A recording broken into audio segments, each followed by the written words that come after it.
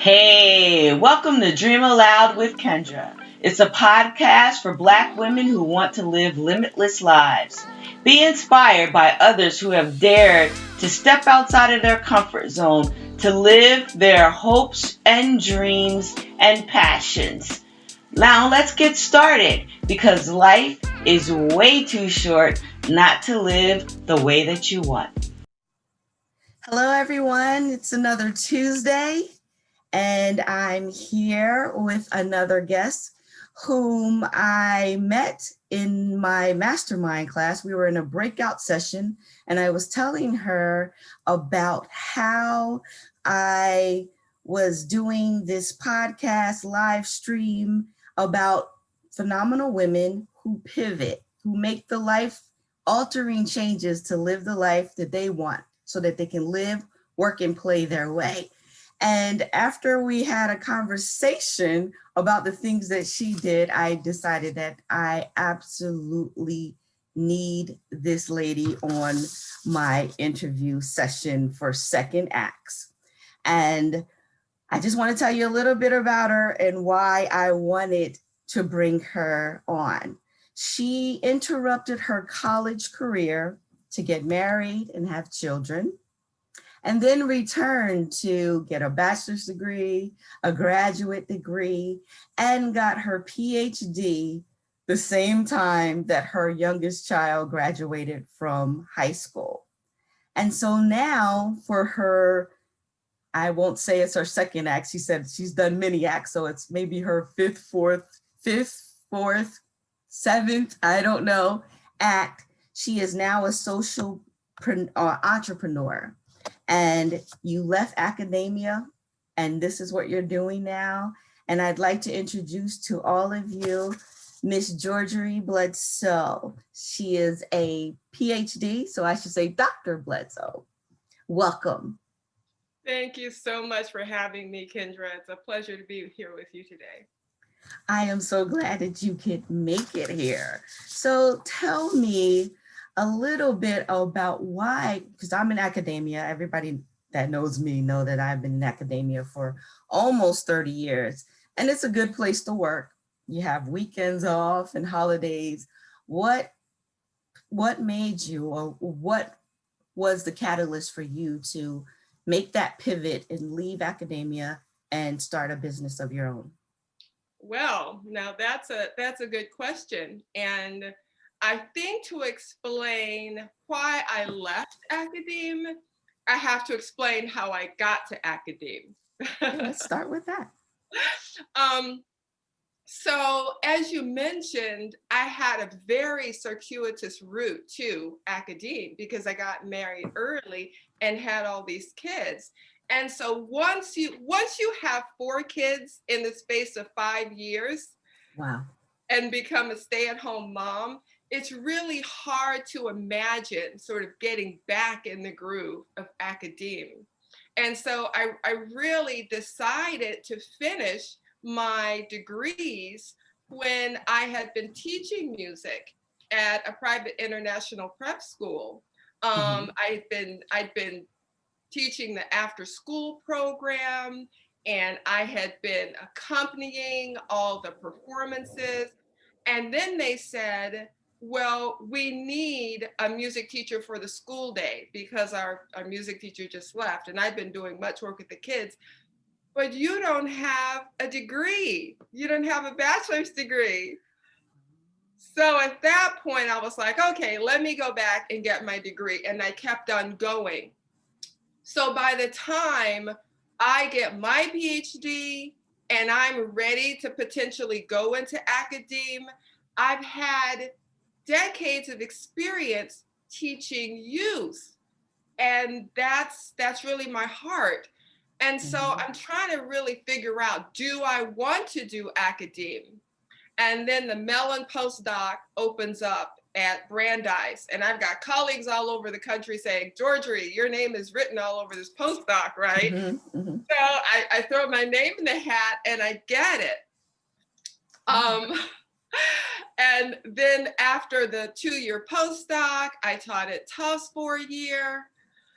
And this is when I decide to go into social entrepreneurship, is because after years in academia, I also taught at Duke in that academic period. I realized I don't want to be a school teacher like I did before.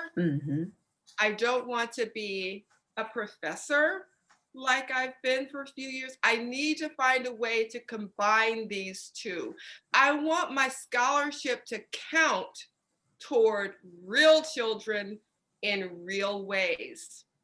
And so that's why I left academia. I think for the real children, not the theory. Yes.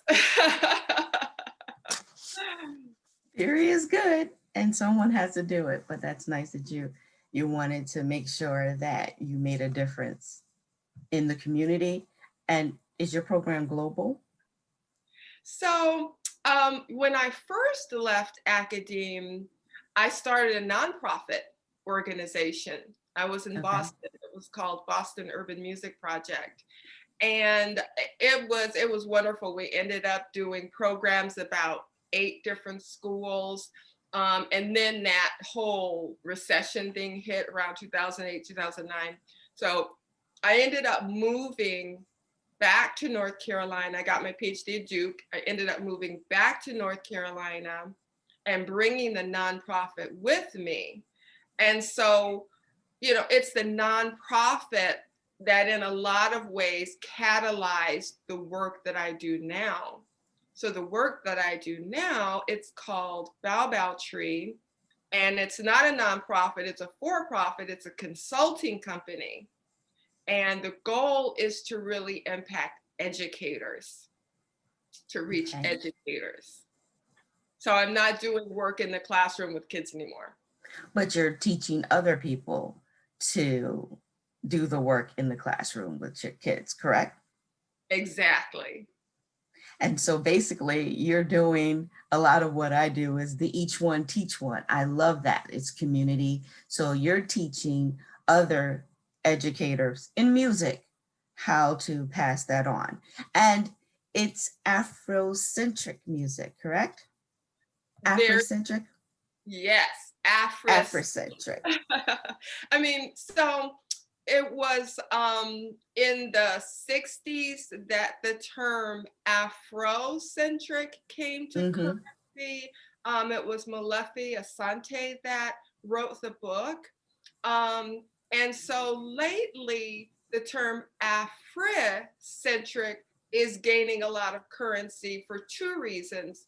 One, because etymologically, what is Afro? It's Africa. And so we say Afrocentric.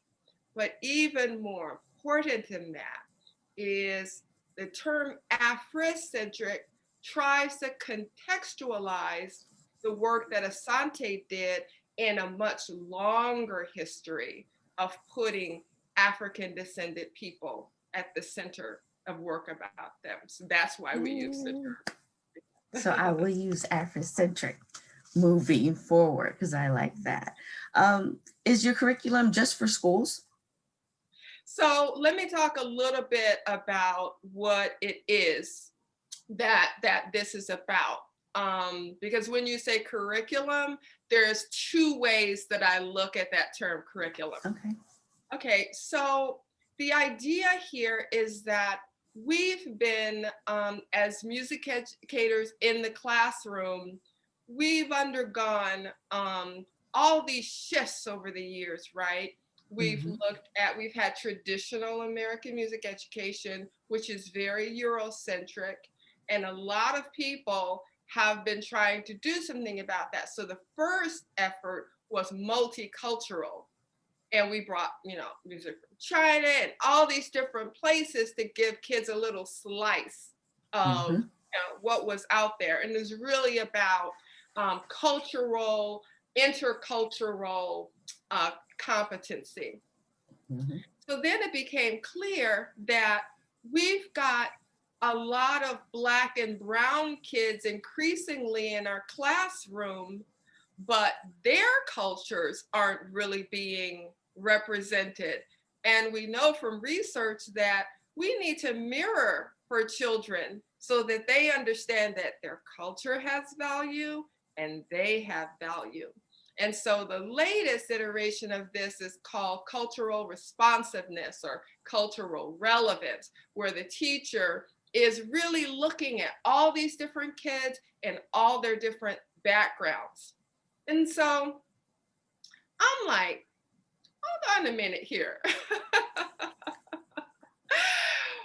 In a lot of ways, Eurocentric music remains at the center.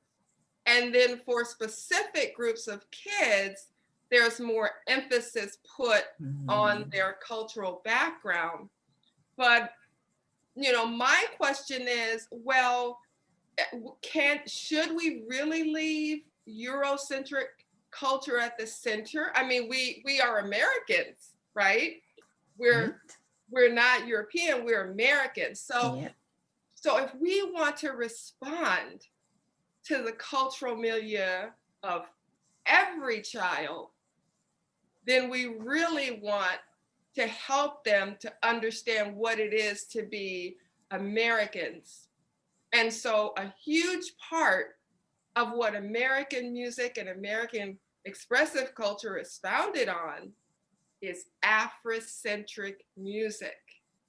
So I'm saying a huge part from the beginning of American music. Black music was at the core of that.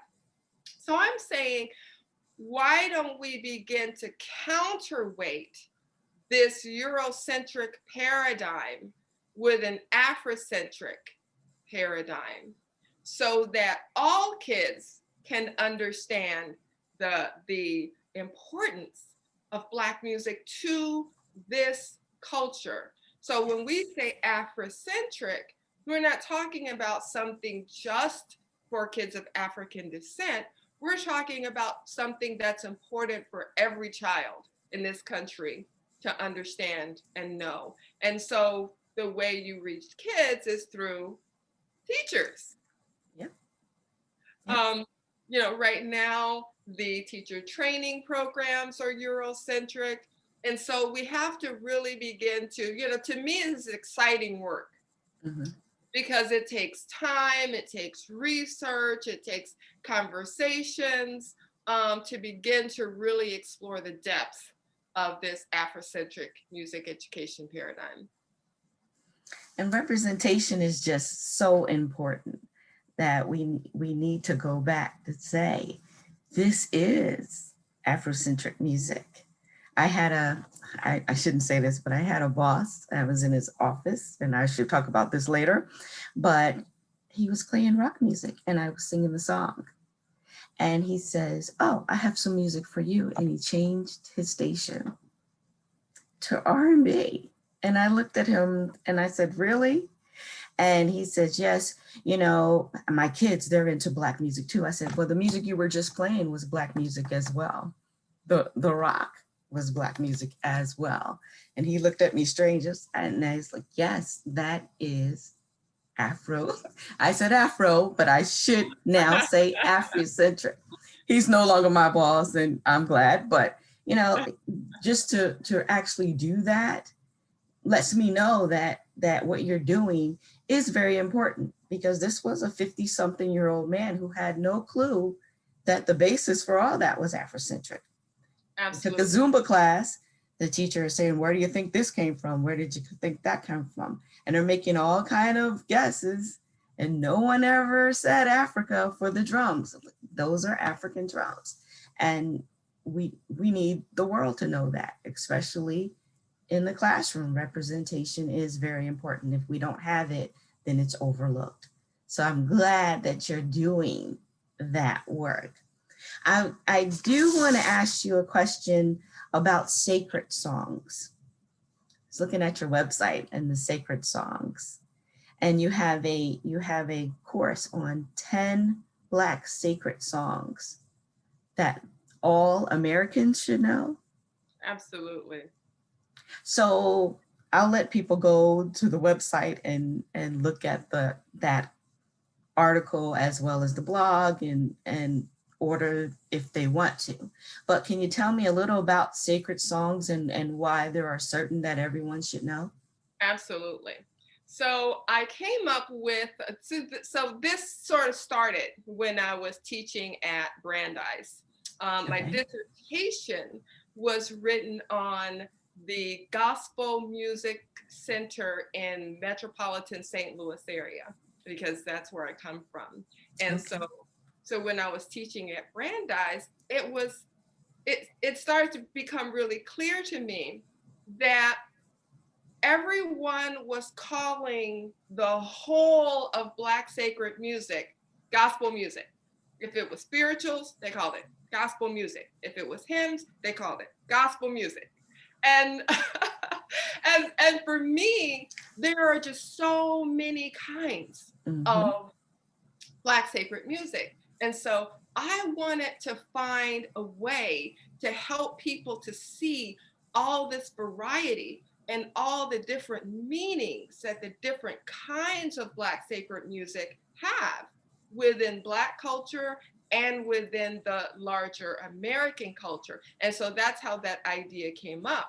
So my goal here was to get representative pieces as a, Okay. as a window onto all these worlds. Now, the title is a little provocative, 10 Black sacred songs every American should know. But the idea is that here are 10 styles, 10 different types of Black sacred songs that everybody should realize exist and become aware of. And I'm betting that we probably already used them, but we had no clue that they were using them. When I love country music, because to me, it's gospel music. It kind of has that gospel flavor and it tells a story. So I can always I always look for that underlining tone. And so I see it in bluegrass. Of course, we hear it in rock. We hear it in most of the music. It has an Afrocentric root to it. And so Absolutely. I'm glad that someone is actually putting it out there and we can get to it and look at it and learn. And again, remember that representation does matter and representation should be out there. And I'm a big proponent of us telling our own stories. And so the African proverb says, until the lion learns to write, the hunter will always tell the story. So I'm glad that you're telling the story of music for everyone, because the truth is the truth, no matter where, what you want to believe, it's still the truth. So just to have this evidence and the ability to actually do some study ourselves and get to know all of the wonderful things that we're doing. And like you said, there's 10 styles of sacred songs. So I'm looking forward to getting into that and figuring out what different styles I know about and maybe some things that I don't know. So that's going to be my download, the 10 Black sacred songs. Now I know Kwanzaa is coming up as well as Christmas. And do you recommend anything for someone who may be celebrating one or the other, or maybe both, as a gift? I actually am going to be putting something up for Kwanzaa in Oh, in the next couple of weeks or so. What I have available right now that I can go ahead and mention is called a sneak peek. okay. Okay, so the sneak peek is a view into our Afrocentric music education paradigm, just a little taste. It's also a peek into our Summer Institute, which is coming up in the summer of 2021 in July. And Okay. so if you want to be a part of the sneak peek, it's free. It's this Saturday at December 19th at 10 a.m. And all you have to do is go to our website, click on resources, and the sneak peek will be right there at the top. Okay. Okay. So what's next for you? Oh, that is such an exciting question right now.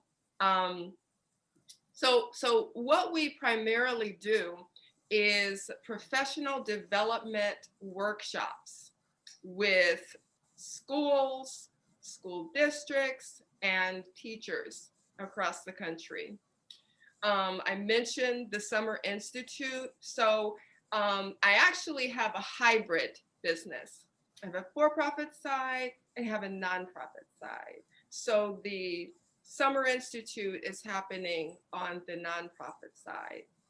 And then we're also putting together a teacher's guide that's called Teaching Tremanisha.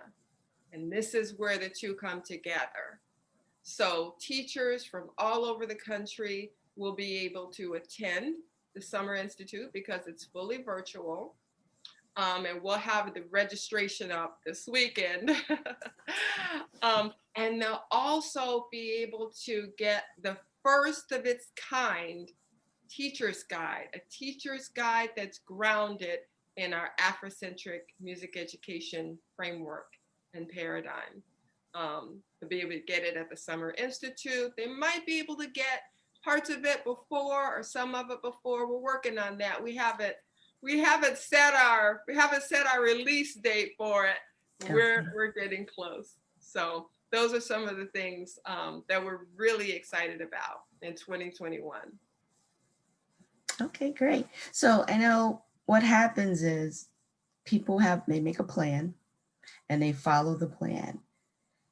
What kind of advice, do you advise? I know you've made many pivots, and of course this series is about second acts or more, about people making pivots to seize the life that they want. Do you recommend pivots for other people? And how has a pivot been for you? You know, I think pivoting is a very scary thing. Mm-hmm. And so just like entrepreneurship or just like a 9-to-5 job, you really have to be in touch with who you are. Some people belong in a 9-to-5 job. That is 100% in line with who they are. Okay, that's never been me. Even though pivoting has been scary, each time I've done it, I have known that I'm being called to the next thing, and I'm comfortable with that in my life. So you just have to know who you are. Take the time to know yourself, and do what you need to do. Does that answer your Yes, pivot? ma'am.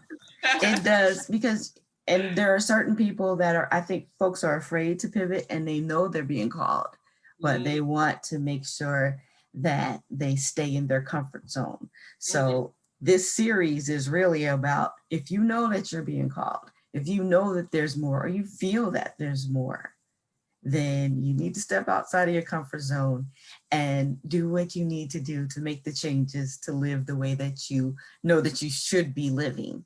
And so this is encouragement for all of those ladies and men who are watching that may be thinking about a pivot. I don't say that you just run out and do it. You should have a plan, but I just wanted to make sure that they know that, you did a few things, and I'm sure there were people that said, what are you doing? You're leaving school, but you decided to follow your heart and know yourself and do things in the order that was right for you. And so that's what I want to see people do, is just break out the box. There is no box for you. My sense is that if you feel this call to pivot, if you have something that has a hold on you that you really want to do, it's because you have a vision. If you have a vision, you are the only one in the world who can make that vision a reality. You are the only one who fully understands what it is you're being called to do. Mhm. I think the most important thing you can do for yourself, if you have that vision, is to surround yourself with people who believe in you and who understand your vision and understand the value of what you're trying to do. You surround yourself with the right people, Yeah, and fear dissipates. It just starts to go away. I agree. And I think when you actually do it, when you get to the other side, you're like, what took me so long? I should Yes. have, what was I waiting for? What did I think was going to happen? And so I'm glad to have a group of women to interview who are examples of making changes that have changed their lives. And so we're coming to a close, but I do always ask my guests, what is your favorite quote? Can I give two, please? Okay, sure. Okay. So my favorite one is one that I was just reminded of today. It's Okay. from 2 Corinthians 9:8, and I'm going to read it. Okay. And God is able to make all grace abound toward you, Mhm. so that in all things, at all times, having all that you need, you will abound in every good work. Okay, that's number one. My second one is from Common in the song Glory. The biggest weapon is to stay peaceful. We sing. Our music is the cuts that we bleed through. Awesome. Thank you for two quotes. They are awesome. Love them. And my last thing for you is because I'm Afrocentric, I said it correctly, and I do believe that representation counts. I always ask every guest, on whose shoulders do you stand? Again, I have to mention two people. So the first is my piano teacher growing up. She had such an impact on my life. When I was taking lessons, I didn't realize that she was a gospel pioneer who had been the organist for the National Baptist Convention for almost Wow. 40 years, who had accompanied people like Mahalia Jackson and Thomas Dorsey. It wasn't until I started doing graduate studies and she passed away and I cataloged her gospel sheet music collection, which was the biggest that I'd ever seen in my research, that I realized that I truly was standing on the shoulders of a giant. The second person whose shoulders I stand on is Gloria Ladson Billings. She's a current scholar who's done work on culturally responsive education, education in general. And I feel that her work is foundational to taking it and finding how music education fits into this piece of cultural responsiveness and taking it to another level with music. That's great. So my prayer is that we honor Dr. Billings while we can, because I think about what you just said about your piano teacher. We, again, our culture is such that we don't share the great things that we do. It's always let someone else praise you, you don't praise yourself. And so we go through life not knowing the heroes that are right in our circle, the heroes that are right next to you. And she taught you, and it was great, and you were able to do her catalog. But did you have questions that you would not have answered because she passed? Your piano teacher, that had you known what you know now, you would have asked other questions. And that is the book that I wrote. I put that in there as well. Some of the heroes that I saw every day and had no idea until I read their obituary of they were some of the first to do some things. And I had no clue. It was just Uncle so-and-so or Aunt this, instead of someone saying, do you know what greatness you stand in the presence of? And I am one who was taught to revere my elders, and my father always made sure that I knew those elders and I got stories. But I missed out on so much more, not knowing just some of the things that they'd done before I was born. So I was reading about Martin Luther King, which I should, and the Tuskegee Airmen, which I should. And I should say this too. I've been in the presence of several Tuskegee Airmen who have never said anything to me. And I knew when I read their obituary.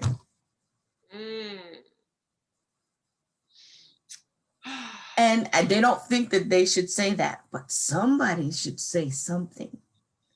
So moving forward, my prayer is that we actually give people their flowers, but not only just for that, because we are taught, you don't need the praise, let someone else praise you. And that's good in certain circumstances, but it's really not good on the job.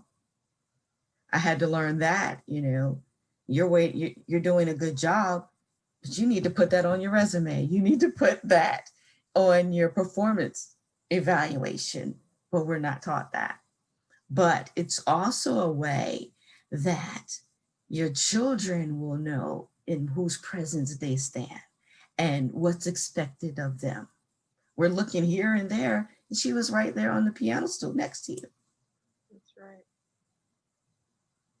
But I'm glad that you were able to do a catalog and to bring that information into what you're doing now, the calling that you have. And I am excited to see what's going to happen with your sneak peek. I am definitely going to download the 10 sacred songs because I'm one who studies history, especially how my people, my family, because I'm the family griot and historian now, and I want to see how they incorporated all that they had to get to a space where I could actually make any pivots that I want to make and do what I want to do. And that's why I ask, whose shoulders do you stand on? How much further can you go because of the boost that they gave you? And I thank you so much for this interview. I'm so glad to have met you. I am glad that you are bringing the music to the forefront, Afrocentric music to the forefront. And is there anything else? How can we find you? Well, thank you so much for having me today, Kendra. I just wanted to say that we should give people their flowers while they're living. And I feel that the work you do with your podcast is such a community gift because you're doing just that, raising up the voices so that our community, our whole community can hear them. People can find me on Instagram at Georgia Ree Bledsoe. I'm on Facebook at georgiaree.bledsoe. I'm on LinkedIn at Georgiaree-Bledsoe. And of course, there's my website, www.bowbowtreelearning.com. I hope to see you all at the sneak peek this Saturday. And so I thank you for your time. I appreciate all that you do, and I wish you continued blessings. Thank you, Kendra. Thank you. Thank you. Thank you for listening to Dream Aloud with Kendra. If you like the show, leave a review and tell a friend. I also invite you to join our Dream Aloud Facebook group, where we encourage and challenge our members to step outside of their comfort zone and live limitless lives. I guarantee you will experience true fulfillment when you live, work, and play your way.